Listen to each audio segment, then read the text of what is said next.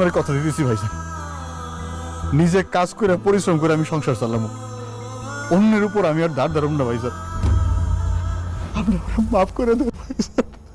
দেখো, ক্ষমাই একটা মানুষের সবচেয়ে বড় মহৎ গুণ।